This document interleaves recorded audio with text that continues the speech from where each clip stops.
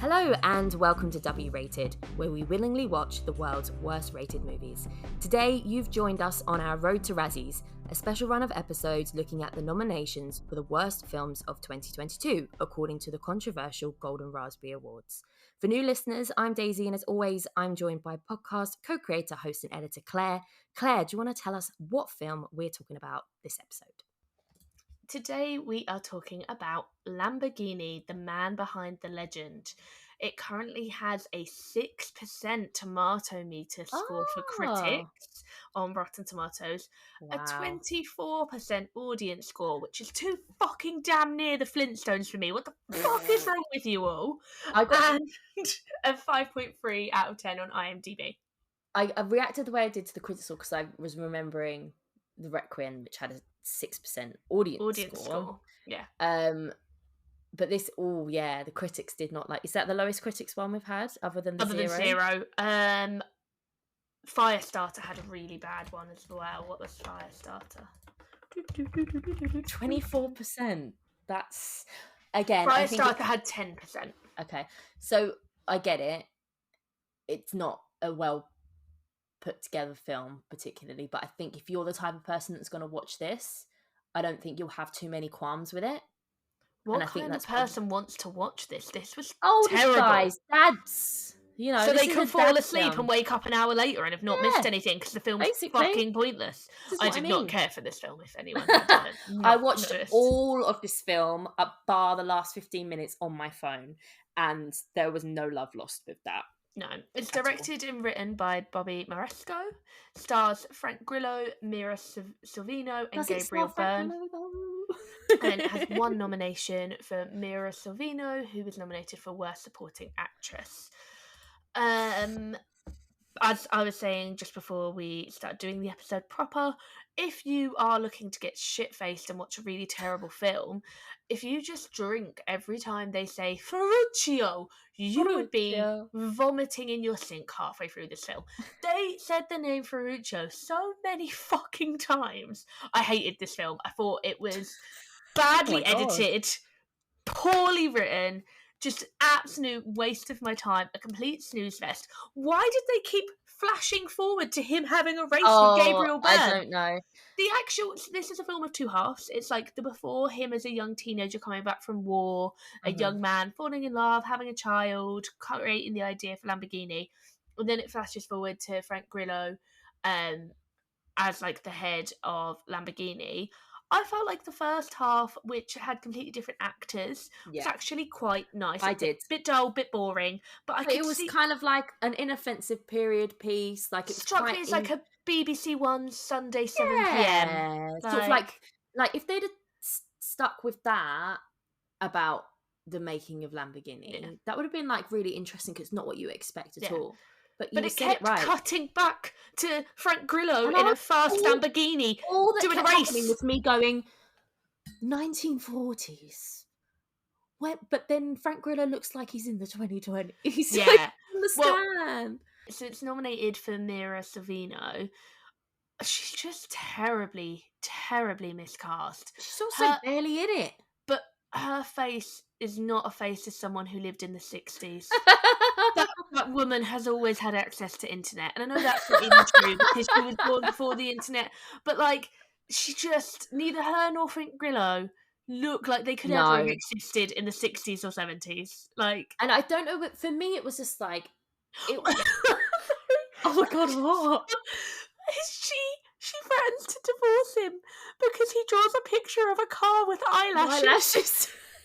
That's what this film is about, guys. He draws pictures of cars with eyelashes. He was also screwing his receptionist at the very least, but yeah. Was he actually? Because I wasn't paying attention. She said I here are CVs for your new secretary. I fired the one you were fucking. Oh, okay, fair. So I'd given up. He was screwing around. It was just, and he was never at home. Film. But I just barely. This is yet another one where I'm like, the film itself is worse than the nomination for the acting for me. Oh, sorry, this is the worst film hands down I have seen for the whole of the Razzies. I was annoyed because also it's unbearably long. there is no need for this film to be the length it was. It it Yeah. it was an I insult to I time. can barely I and it maybe it is because I watched it in two halves as well, but I quite enjoyed the first half. It wasn't really for me. It wasn't groundbreaking by any means, but I liked the setting. I thought it was interesting. There's some interesting characters there, but then it just cuts to however many years later it's meant to be, which With I no feel like development. it doesn't even really make that super clear, by the way. And then they've plonked Frank Grillo in, where everyone else is living in the 60s in Italy, and he just looks like he's walked out of bloody like Giorgio Armani in the 2020s. Like, I don't know what his hair was not 60s. People didn't have a quiff like that. People who have a quiff like that are wearing their Top Man Rihanna t-shirts and chinos. Do you know what I mean? Like that's that haircut And anyway. wanting to put eyelashes on cars. I wonder about Ashley in the cast. That's where it came from, that trend of people doing that. But it was just it just lost me, and I can't remember other than the eyelash thing, hardly anything that happens in Frank Grillo's part, because he's just it doesn't even feel like the same character. Why it didn't feel like the same character at all, which again was maybe the point, but it wasn't done well. Why did Gabriel Byrne not age in the whole? Oh So yeah, that's what I found so confusing as well. playing the guy from Ferrari, and I need to look up some timelines here. I really he do. is played by Gabriel Byrne when what Ferruccio is a child. Ferruccio. When Ferruccio is like 20, but then he's still played by Gabriel Byrne when Yeah. Ferruccio is Frank Grillo, clearly meant to be in like his 50s. So the problem is that they tried to the Ferruccio when he's younger, they try to imply he's like a teenager, Yeah, or like, a sort of very young 18, man. 19. Probably went out to war when he was 17, came back sort of 18, 19. But he looks older than that, in my opinion. He looks like he's in his late 20s. And then what they've then done is skip forward what I think is supposed to be maybe 15, 20 years. But it felt like an age.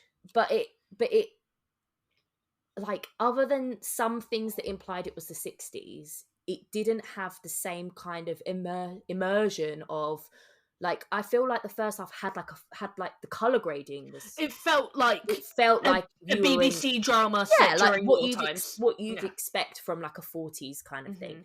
And then the 60s just was very much like, oh, we're gonna throw a few references in here and stuff like that, a shift dress or two and a beehive or two, but like it didn't. And then it's like, okay, Frank Grillo, okay, so he's like what, in his 50s in real life. So is the guy in his teenager, was he a teenager in that's 20 years and Frank Grillo's supposed to be playing someone that's 30, or was the guy in his 20s and now he's like, I don't know, like coming up to his 50s? Meanwhile, you've got Gabriel Byrne's character, and I'm like, are you a vampire? Because in what combination of those two things means you're still alive? It was weird. Very, very weird. Yeah, I hated this film. Really pissed me off. Sorry, like Mira Sorvino is someone who was targeted during the Harvey Weinstein thing, so I do feel, sad for her that her career possibly was affected by that. I've seen her in other things that she's very good in, but this was not the role for her. This was a bad role, a bad film, a waste of my time. And if you want to sit and fall asleep looking at cars, good for you. Yeah, I mean, I don't really have much more to say about it than that. I definitely didn't hate it. I just didn't really like it, and I thought the editing was bad. I thought the pacing of the story was bad. I thought casting and sort of like production choices were off. Just felt quite lazy to me. It felt like a what do we call it? A cheap man's Ford versus Ferrari. Yeah, I haven't seen it, but someone said that this reminded them of like the Geezer teaser straight to video action stuff, but instead of an action, it was a biopic. Yeah, very much. So it was just felt like one of those ones where there was an opportunity for someone to make something on the cheap, straight to streaming. Oh, that licensing's available. Let's do it. Frank Grillo's interested. Great, he can bring in a certain type of audience. And it felt like the first half was like, oh, this is, I know it's not going to be great, but feels like there's a bit of passion here, a bit of love for filmmaking. And then the second half's just like so generic, and it's just like, I just don't feel like I've watched the same film. No, it felt, I think maybe that's why I've got really annoyed about how long it was as well, because it did feel like I watched two films. Yeah. And just as a lot, it was written by Oscar-winning screenplay writer Bobby Moresco, who also directed it. He wrote the screenplay and won the Academy Award for 2004's Crash. I haven't seen it, but I've heard what I need to know. I liked it, as many people did. I liked it when it came out. I was 14. I thought it was very groundbreaking and interesting, and society told me it was an important film. And I even owned the DVD because I was, going off to be a films student, and society told me it was an important film. And I think what we've all learned over the years is that maybe it was not important nor good. Well, yeah, I haven't seen it, so I can't comment, but that is the general vibe that I get. So, and here he is, coming back to the cars, making another right mess of it. And that's how our road ends, to be honest. This will be the last episode in our road. With a crash in a Lamborghini. Thank you so much for coming along on this trip along the road to Razzies. We will have one final episode where we're just going to do a little, probably 10-minute-er, wrapping up all of the films and our experience. And so look forward to that, and thanks for listening.